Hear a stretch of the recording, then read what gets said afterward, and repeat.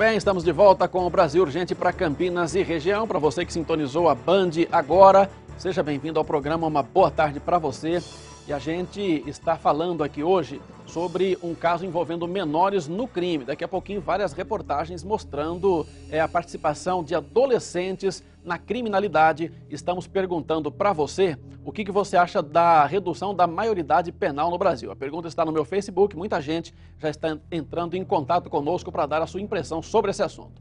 E agora, o Rodrigo Salomão tem um recado para você. Olá pessoal, e agora preste atenção, porque se você anda precisando renovar a sua casa, nós vamos dar um jeito aqui no Brasil Urgente, que continua em 2013 com o concurso Cantinho Marabras. E nós vamos sortear nesse mês de janeiro móveis para sua casa. Gostou, não é? Então participe! É só ligar no 9685-1010, você digita o 3 para o Brasil Urgente, 3 para participar e responda. Qual foi a melhor história que você já viveu nas férias? A resposta mais criativa ganha uma cozinha completa da Marabras. Todo mês o Cantinho Marabras vai dar uma nova aparência à sua casa.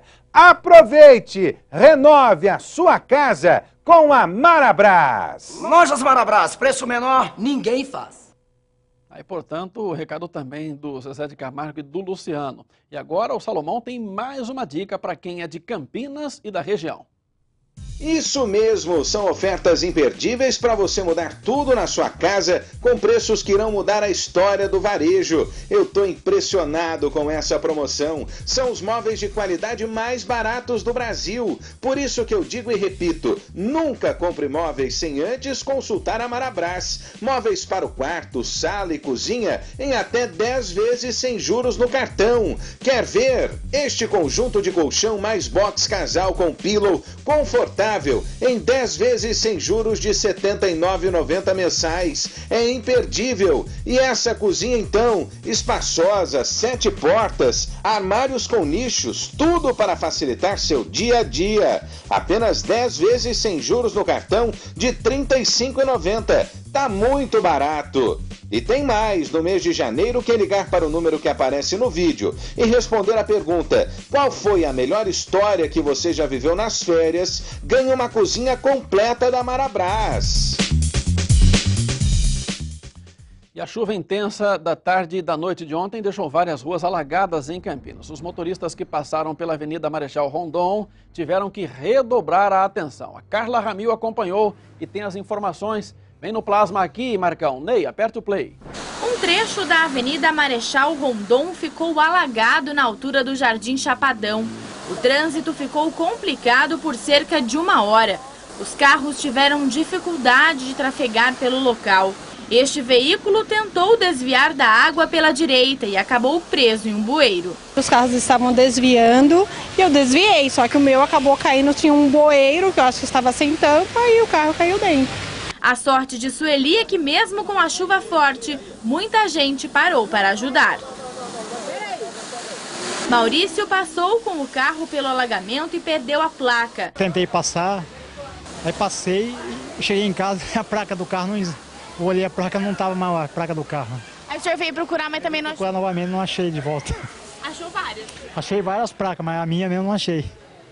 Então vai ficar com prejuízo. Ah, vou. R$75 de placa.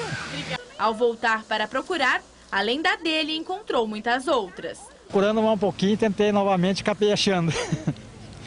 Agora vamos colocar de volta no carro para ver. O bom é que não vai ter que pagar mais R$75. Agora não. Este motociclista afirma que todas as vezes que chove forte, esta parte da avenida fica com problemas. Todas as vezes da chuva aqui, toda vez as pessoas sofrem pela enxurrada aqui. A prefeitura não faz nada, só sabe cobrar imposto só. Só isso que eles sabem cobrar. Na Vila Teixeira, esta van ficou ilhada no meio da Avenida Dr. Carlos de Campos, por causa de uma forte enxurrada. Cerca de 10 pessoas estavam no veículo. O trânsito foi bloqueado até a retirada do carro. Ninguém ficou ferido. Ainda bem, né? E vários municípios da região, como Vinhedo e Valinhos, também sofreram com alagamentos em ruas e avenidas. Houve queda de árvores, queda de energia em alguns trechos também. Agora a gente lembra, viu? Esses motoristas estão arriscando. Aquele cidadão que apareceu na reportagem da Carla que perdeu a placa teve sorte de perder só a placa do veículo e depois até recuperou. Porque a gente viu aí nas imagens algumas pessoas insistindo, como essas aí, ó, em passar por um trecho. Primeiro que há o risco ali da água atingir a parte elétrica do motor e apagar o motor, dá uma dor de cabeça. Segundo que você, com o leito do asfalto completamente tomado pela água, você não consegue visualizar se tem um buraco ou se tem até uma madeira com um prego, vai furar o pneu e quer dizer, vai ficar muito pior. Então, estando ou não com pressa, acho que é mais razoável o motorista pensar um pouquinho, né? Olha ele procurando a placa lá. Ele achou a placa de outras pessoas também que acabaram largando para ali mesmo e ir embora.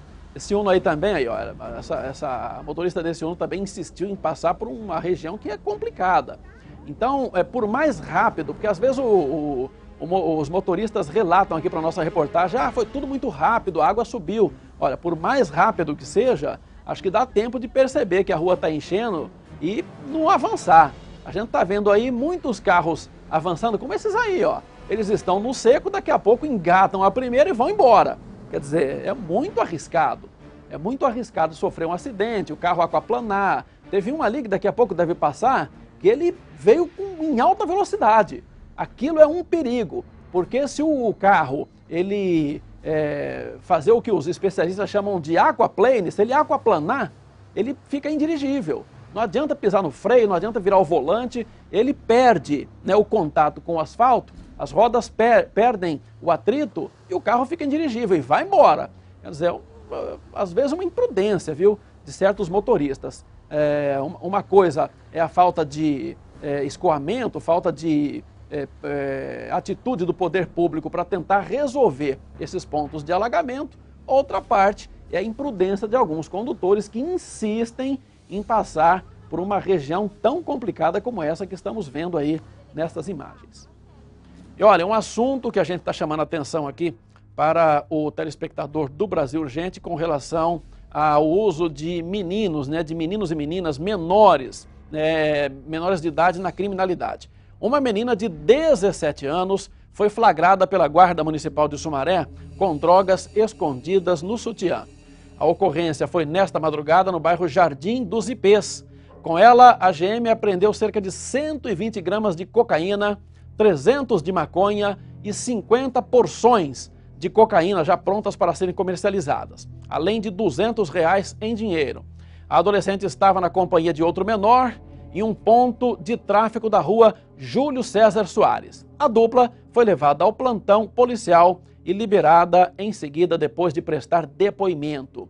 Essas imagens foram registradas pela Guarda Municipal de Sumaré e a gente lembra que, de fato, é cada vez maior a participação de adolescentes na criminalidade. O tráfico de drogas, roubo a banco, qualquer tipo de delito, o chefe do tráfico, os traficantes maiores, colocam adolescentes na linha de frente, porque é tudo muito simples, né? Eles vão ser presos, quando forem detidos, eles não contam, não delatam, porque não são doidos, né? Porque daí vai ter a represália e ele sabe que dali 3 meses eles vão estar na rua, dando risada da polícia e voltando para cometer novamente o mesmo tipo de delito. Muitos adolescentes, eu na condição de repórter já acompanhei muito isso. Os adolescentes, quando são presos, eles já põem a mão para trás, já conhecem o protocolo, são algemados e vão dando risada. Isso é muito comum. Eles vão lá brincando, a casa caiu, né, senhor? Falando com o repórter, ou falando com o policial, com o oficial da PM que está ali, com o delegado, com o investigador. Eles não têm o menor problema, né, em serem presos, porque sabem que aquilo ali não vai durar muito, aquela questão lá da internação provisória. Então, é uma coisa que a gente está chamando a atenção. E a gente perguntou aqui para o nosso telespectador, para o internauta, o que ele acha com relação à legislação. Lembrando que existem cerca de 30 projetos parados no Congresso Nacional versando sobre essa matéria, se deve ou não reduzir a maioridade penal. Tem projetos de tudo quanto é jeito, mas ainda não houve coragem, na minha opinião, dos políticos para resolverem definitivamente essa questão. Bom, nós temos algumas participações aqui. O Jorge, por exemplo, diz que a legislação deveria ser alterada para aumentar a pena de quem utiliza menores para a prática de crimes. Mas lá em Brasília, segundo o nosso telespectador, todo mundo dorme em berço esplêndido. O Edivaldo diz que acha que se o adolescente com 16 anos pode votar, também poderia responder criminalmente como adulto pelo crime. A mesma opinião da Célia, opinião parecida tem a Célia, que entrou também no nosso Facebook e disse que se eles podem votar, também podem ir para a cadeia. Já a Maria disse que passou da hora dessas leis serem refeitas. Então, portanto, algumas das participações dos nossos telespectadores internautas, daqui a pouco, à medida do possível, a gente retoma o tema e vai colocando aqui para você a opinião do nosso telespectador. E olha, a Guarda Municipal de Americana também passou por uma situação parecida. Um homem de 32 anos foi flagrado com drogas e dinheiro, sabe aonde? Isso, na cueca. O operador de máquinas que havia deixado a cadeia no último mês de novembro foi parar atrás das grades mais uma vez. Quem acompanhou esse caso foi a repórter Carla Ramil. Traz aqui pra gente, Marcão, no Plasma. Ney, aperte o play. A Guarda Municipal de Americana fazia patrulhamento pelo centro da cidade quando desconfiou do comportamento de um homem que correu após a aproximação da viatura.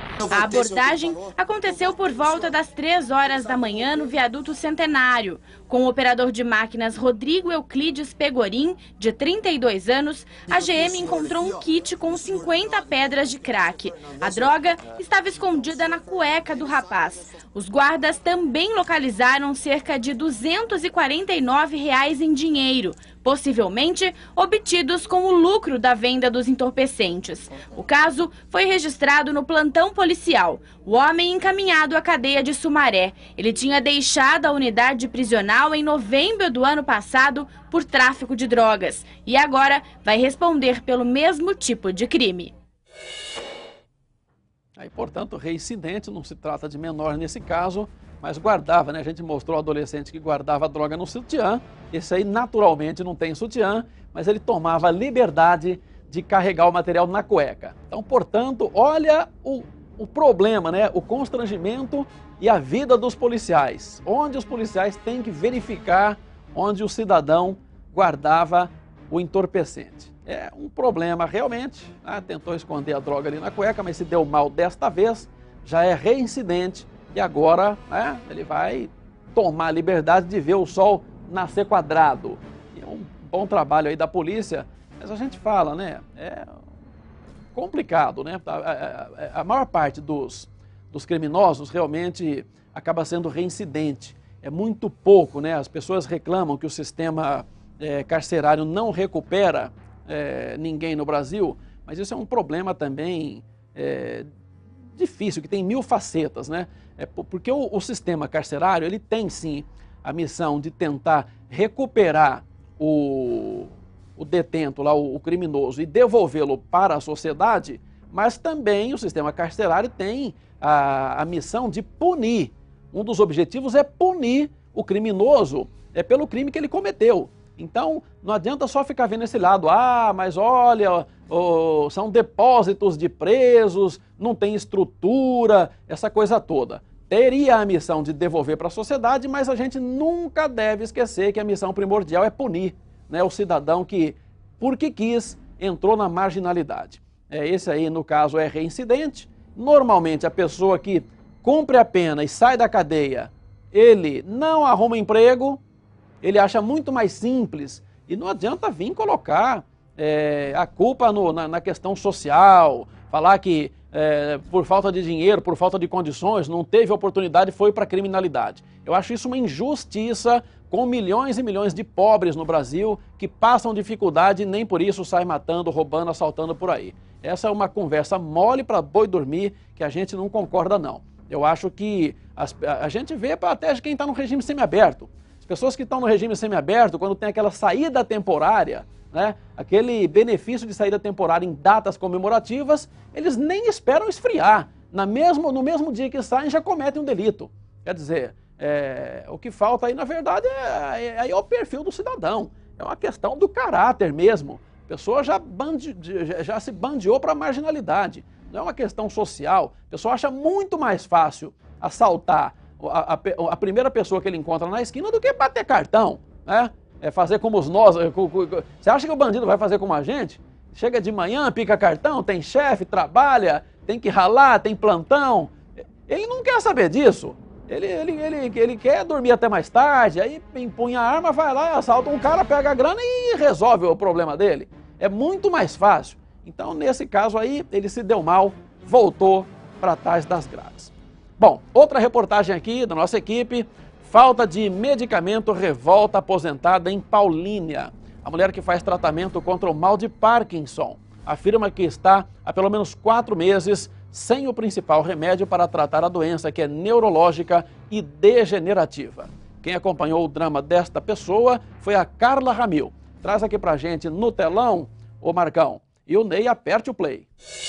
Iris foi diagnosticada com mal de Parkinson há 8 anos. Começou a sentir os braços e os pés enrijecidos e, por causa dos sintomas, resolveu procurar um médico. Depois dos exames, veio a confirmação de que tinha a doença. E este foi um momento muito difícil. É uma bomba, né, na cabeça da gente. Muito ruim. Mas eu pensei assim, a gente nunca pensa que vem pra gente determinadas coisas, né?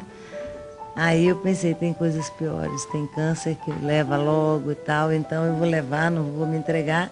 O mal de Parkinson é uma doença neurológica, ainda sem cura, que afeta a coordenação motora, causa tremores, lentidão de movimentos, rigidez muscular, além de alterações na fala e na escrita.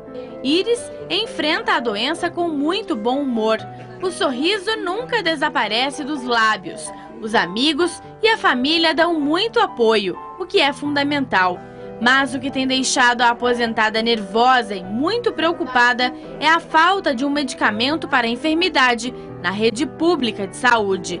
Ela toma 3 comprimidos ao dia do remédio Prolopa 200/50 miligramas, que substitui a falta da dopamina, uma substância que não é produzida pelo organismo dela. A droga é muito importante para o tratamento e não pode deixar de ser ingerida. No caso desse medicamento, a Prolopa, né, é que ele ajuda nos movimentos. Porque se a gente não tomar, não anda, tem um mal-estar terrível, você cai para os lados, cai no chão mesmo.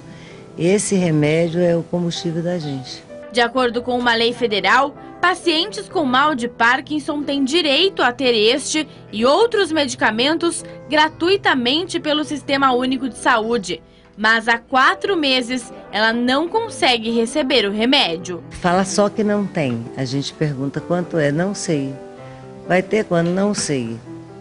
Primeiro mês, segundo mês, vai ter esse mês? Não sei, não sei. Elas estão ali, elas têm um chefe, mas você nunca consegue falar com o chefe. Se você liga na prefeitura, também ninguém sabe nada. Então, eu resolvi fazer a denúncia por isso, para ver se eu ajudo a mim e a outras pessoas. Como a medicação está em falta na farmácia de alto custo, Iris tem que comprar o remédio na farmácia convencional. Cada frasco custa cerca de R$70. São 3 a cada 30 dias, um gasto de R$210 por mês. Eu posso comprar. Agora, quem não pode, mas não é que eu possa comprar, é direito e a prefeitura, o Estado tem que cumprir o seu papel. Eu tenho direito, eu quero ter o remédio. Ela conta que esta não é a primeira vez que falta a medicação. Outras substâncias também já ficaram indisponíveis. E às vezes falta outros também, no Cifrol, que é um remédio também bem mais caro para Parkinson que eu tomo, que é para otimizar esse aqui. E agora, no caso, tem 4 meses a Prolopa. Revoltada com a situação, a aposentada, que tem um blog na internet que fala sobre o mal de Parkinson, postou na rede um texto onde se mostra indignada com o problema e pede uma solução. Deveria ter vergonha na cara, né? Quem é de direito de resolver, porque é terrível isso, a situação dessa, né? Eu tô com medicamento e tô assim, ó. Tá vendo, ó? E se eu não tomar o medicamento? Tremendo, entendeu? Fora várias outras coisas que a gente sente, né? É muito ruim. Eu acho que as pessoas têm que cumprir o seu papel, dar o remédio, tem a população carente que precisa tomar, entendeu? E às vezes não denuncia também.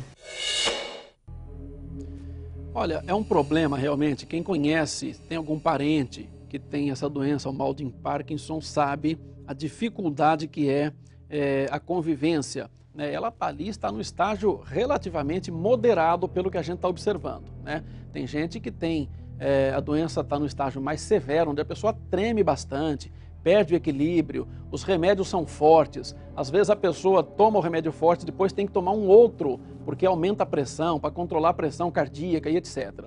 No caso específico aí, é um problema que a gente acha até que a ciência está devendo, viu? Com todo respeito à comunidade científica que se debruça para tentar solucionar os problemas de saúde, o avanço da medicina, mas no caso do mal de Parkinson, que a medicina, a ciência não sabe nem como aparece e muito menos como é que vai fazer para ter a cura. Não tem a cura ainda. Esses remédios são para controlar, né, para manter o paciente ali numa situação melhor, sem a tremedeira, controla a crise. E é uma doença degenerativa, ela só piora, ela não melhora, né? Ou ela paralisa com a terapia de medicamentos, e aí às vezes precisa de medicamentos cada vez mais fortes, etc., mas ela não regride. Então, é um problema. A gente sempre acha, a medicina está devendo. Porque se gasta milhões, né, milhões de dólares, milhões de euros com pesquisa espacial, para tentar mandar sonda para Marte. Os Estados Unidos mandam sonda para Marte. Aquele pessoal do projeto Genoma consegue decifrar o código genético, mapear o código genético humano inteirinho. Né?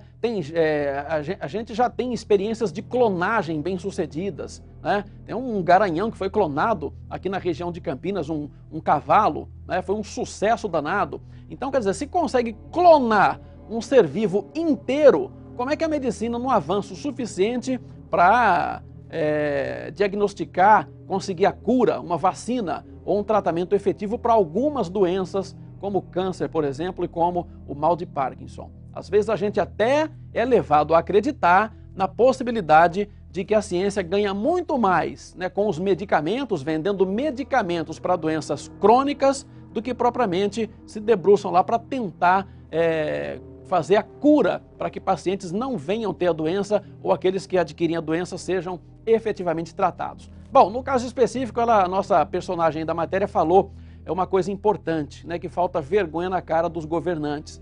Este é um problema que a gente verifica. O prefeito, o governador, o presidente da república, o pessoal elabora a lei, né? Então agora, a partir de agora, vai ter a farmácia popular, vai ter a distribuição de remédio alto custo de graça para a população. Aí faz um palanque, uma solenidade, todo mundo bate palma, 300 pessoas discursam, aqueles discursos demorados, longos, e depois não dão conta de manter os estoques em regularidade. Então o que adianta? Se for para criar uma farmácia, se for para criar um mecanismo, né, que fornece medicamentos de graça para a população, e a população vai lá bater e não encontra, isso é uma coisa cada vez mais comum, né, que a gente já está cansado de trazer reportagens com esse conteúdo aqui para o telespectador da Band que acompanha. Então, não adianta. Ou você cria uma coisa que funciona, ou não adianta. Não adianta você fazer uma estrada, né, ligando um ponto ao outro e ela ficar interditada o tempo todo. Não resolve o problema. Então seria muito melhor, seria muito mais honesto o governo chegar e falar: não temos dinheiro, não temos condições de oferecer remédio de graça para a população. Seria muito mais honesto e muito melhor do que ficar criando essas unidades que depois não funcionam. Bom, nós procuramos aqui a Prefeitura de Paulínia e, através de nota, a assessoria de imprensa da administração municipal afirmou que desconhece a falta do medicamento citado na reportagem. A Prefeitura informou também que o caso vai ser apurado. Bom, então, é o caso da gente dar, então, o telefone, né, da Prefeitura, da Secretaria da Saúde, para nossa personagem aí, para a entrevistada da reportagem, né, que falou com a Carla Ramil, para ela ligar lá e relatar o caso. já que ela está sofrendo ali, está claro que ela não conseguiu o medicamento, isso não tem a menor sombra de dúvida, isso foi constatado pela nossa reportagem, então ela precisa dar uma telefonada lá na secretaria e informar oficialmente, né, que o medicamento não estava lá quando ela procurou. Entre a resposta da prefeitura, né, que tentou colocar ali que está por fora do assunto, e a constatação da nossa reportagem no local dos fatos, é claro que eu vou ficar com a constatação da nossa reportagem. Bom, outra matéria aqui da nossa equipe: bandidos abusam do material explosivo e destroem uma agência bancária de Americana. Além de arrebentar vários caixas eletrônicos, a detonação da dinamite quebrou vidros, derrubou o teto e deixou o estabelecimento desfigurado. A ação dos marginais aconteceu nesta madrugada e a repórter Lícia Manjavac esteve lá. Traz aqui no plasma para mim, Marcão. Ney, aperte o play. O alvo dos criminosos foi esta agência bancária que fica no bairro São Vito, em Americana. Mais uma vez, eles mostraram que não têm noção da força dos explosivos que eles usam na ação. A começar pela fachada da agência, que ficou completamente destruída. Olha só o ferro retorcido e até aqui, o chão cedeu com a força dos explosivos. Os criminosos chegaram por volta das 3 horas da manhã e colocaram os artefatos no primeiro caixa eletrônico, que, olha só, ficou completamente danificado com a força da explosão. As máquinas ao lado, as 2 máquinas ao lado, foram destruídas. E o que se vê na agência agora é que tudo foi danificado, praticamente tudo. Aquela mesa ali se quebrou, aqui também esta cadeira foi danificada e pelo chão muito caco de vidro, muita parte do teto também acabou caindo. Olha só o teto, o estado que ficou. Mais uma vez, teto danificado, lâmpada pendurada e aqui do lado de fora o caco de vidro, partes, olha só, partes da fachada da agência, dos caixas eletrônicos se espalharam pelo chão. Os criminosos conseguiram fugir e a quantia roubada não foi divulgada pelo banco. Olha, eu não me canso de falar, eu acho que os bandidos estão comprando na esquina essas dinamites, viu? Eu até vou ver se eu compro uma aí na esquina para eu estourar um cofre da minha tia lá que perdeu a chave e está fechado. Porque não é possível. Olha a quantidade de explosivo que esse pessoal usou nessa agência, né? A gente está cobrindo reportagens com até certa periodicidade aqui e a gente verifica que normalmente estoura só a boca do terminal. Aí escancarou, arrebentou toda a agência. O deslocamento de ar aí arrebentou os vidros, estourou o teto e detonou os caixas eletrônicos. Ainda não foi, a polícia ainda não relatou quanto e se os bandidos levaram de dinheiro, né? Se eles levaram e quanto levaram. Então ainda há uma dúvida com relação a essa informação. De qualquer maneira, olha o estrago, olha a força da explosão dessa dinamite. É claro que a bandidagem aí exagerou na dose, né? Falou assim, na dúvida vamos colocar mais dinamite. E encheu, entupiu o estabelecimento ali de banana de dinamite, de explosivo, de TNT, e acabou fazendo esse estrago que você está acompanhando aí. E quando né? Quando é que as autoridades vão conseguir fazer uma fiscalização que controle o estoque das pessoas que têm autorização para comprar explosivo? Porque é daí que está partindo, né, esse tipo de material que está chegando na mão da criminalidade. E não é pouco, hein? No país todo, o pessoal está usando esse artifício. De onde está vindo esse explosivo?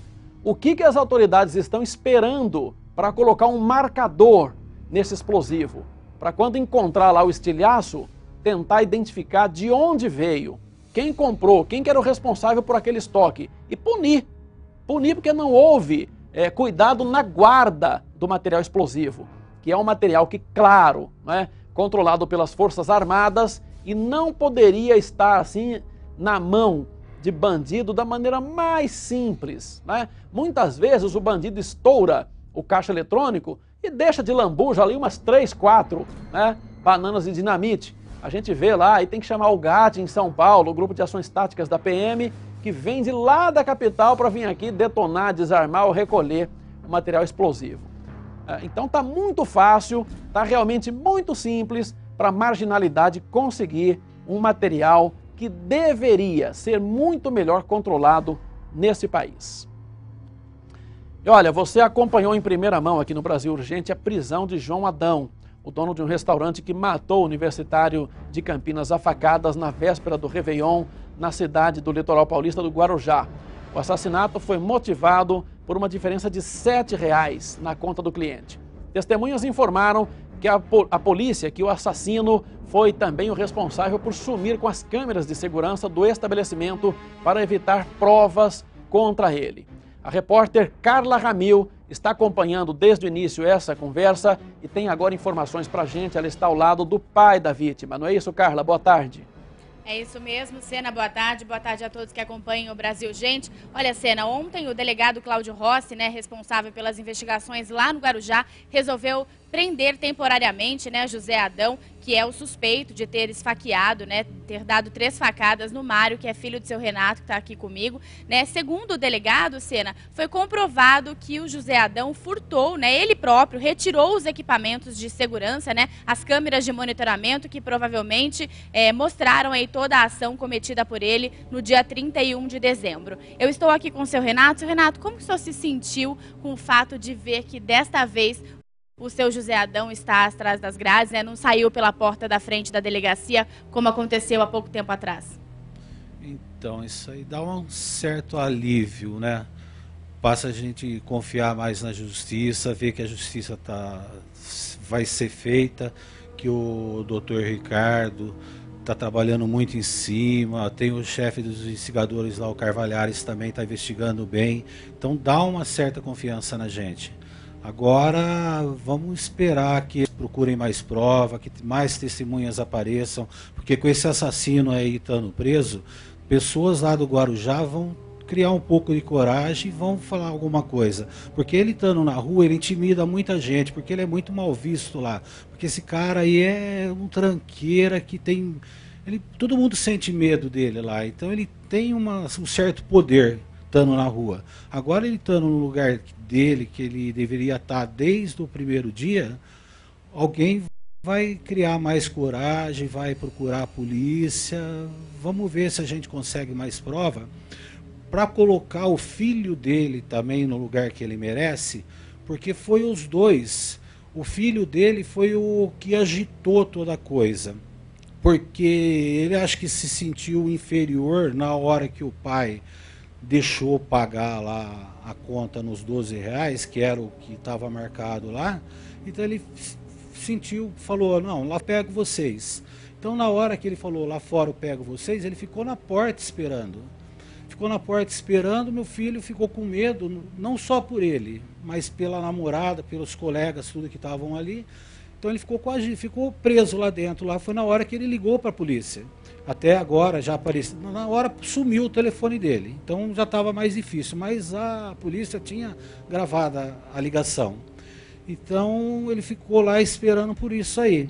Porque inclusive ele disse, aos amigos que o Diego estaria com uma faca no bolso também, Então, ele não quis sair para fora porque ele viu, eu não sei exato assim, mas ele viu ou foi algum cliente que estava lá, falou para ele, não sai para fora porque o Diego está ali fora e está com uma faca. E ele ficou com mais medo ainda por ele, pelos colegas, porque ele já tinha sido ameaçado, todos eles lá, pelo Diego. Aí eles ficaram presos, ligou para a polícia para ter uma segurança para poder sair. Só que aí, depois o Adão vendo ele telefonando tudo, ele partiu para cima. Partiu para cima ele, mais uns garçons safados que tem lá, que também tem que ser esclarecido isso, tudo, porque se eles não tivessem sumido com a filmagem, estaria tudo às claras. Mas como eles sumiram, a gente tem que provar ainda que eles são assassinos. Tem que mostrar isso aí. Então, a cara do Adão ali, o cara desse aí, aí foram, tudo sumiu, Desde o início, Sena, a gente conversou aqui com os pais da vítima, né, com os pais do Mário, e eles sempre bateram nessa tecla das câmeras de monitoramento, né, das imagens das câmeras de monitoramento, que no início o José Adão e também o Diego disseram à polícia que esses equipamentos haviam sido furtados, mas não havia nenhum sinal, né, de que alguém pudesse ter entrado no estabelecimento, de arrombamento, por isso que o delegado também resolveu manter o José Adão preso pela mentira, né? Porque para a polícia ficou claro que esses equipamentos foram retirados do restaurante, da churrascaria, pelo José Adão e pelo Diego, né, seu Renato? Então, ficou claro agora, porque apareceu uma testemunha. No dia, os investigadores, eu estava lá. Estava meu filho morto lá dentro, lá. Chegou a porta trancada, com 2 policiais na frente. Eu fiquei lá esperando para chegar a técnica, eles entraram, fizeram o serviço deles. Aí que eu pude entrar lá dentro, dar um beijo no meu filho morto lá dentro. Depois disso, eu acompanhei o delegado com os investigadores, olharem tudo, eles observaram tudo, viram a CPU, subiram no outro escritório lá de cima. Essa outra aparelho já não estava lá, porque senão eles tinham visto um negócio cheio de fio, tudo, teriam pego lá. Eles tiraram isso aí antes, eles tiveram tempo suficiente, apesar do posto da polícia ser ali 70 metros de distância, eles tiveram tempo de pegar esse aparelho, sumir com ele e ir embora para depois ter a chegada da polícia.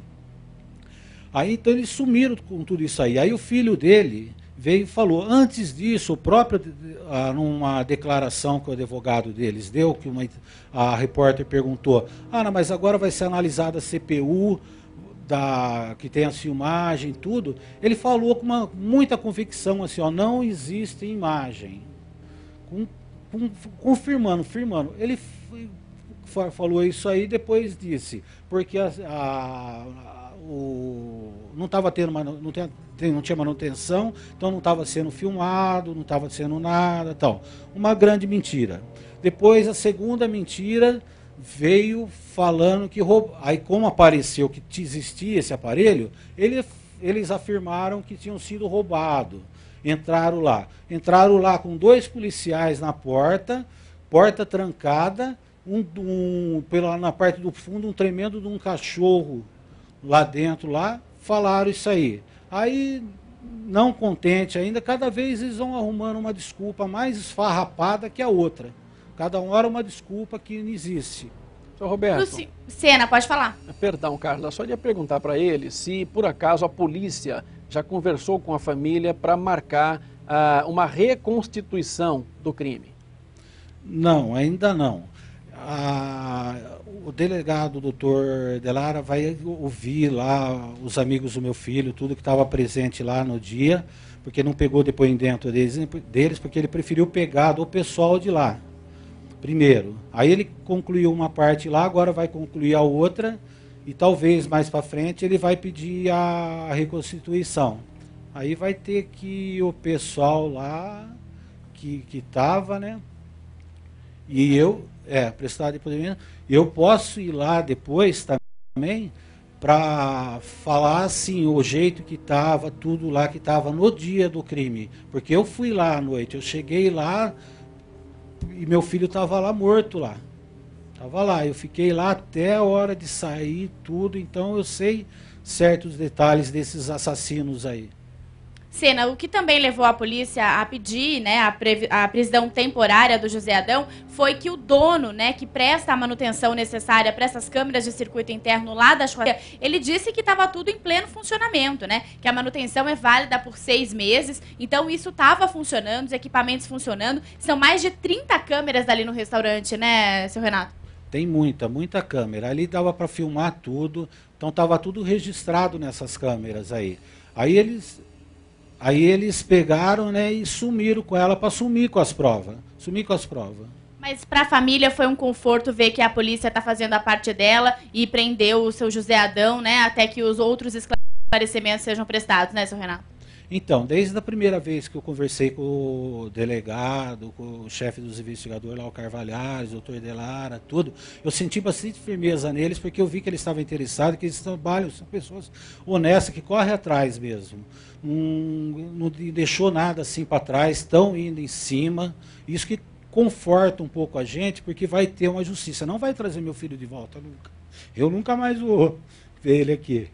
Mas menos vai ter, tem alguém que gosta, né, que faz o serviço perfeito. Porque tem muitas pessoas que estudam, trabalham para investigar. E tem outras pessoas que estudam também, mas acho que é para se aperfeiçoar no crime. Eles estudam para se aperfeiçoar no crime. Tem os dois lados das coisas. Então, graças a Deus, tem esses pessoal da polícia que está dando a maior força. Vamos ver se a gente consegue alguma coisa contra esse Diego, porque foi ele que é o causador da coisa, que começou com tudo. Ele começou com tudo. Ele estava com uma faca lá na frente esperando, porque ele passou e falou assim, ó, molecada, vocês paga aí que vocês quiserem, que eu não posso bater em vocês não, mas eu estou esperando vocês lá fora eu te pego. E saiu com uma faca no bolso. Quem viu isso, não sei se foi alguma testemunha, que se foi, eu espero que ela apareça, agora com o assassino Adão estando preso, fica mais difícil dele fazer alguma coisa para as pessoas. Então ele ficou lá fora, lá. Então ele não conseguiu matar meu filho, o pai dele foi antes. E o Adão falou que deu aquelas facadas, tapinha, ele deu foi 3 facadas. A primeira, esse idiota, errou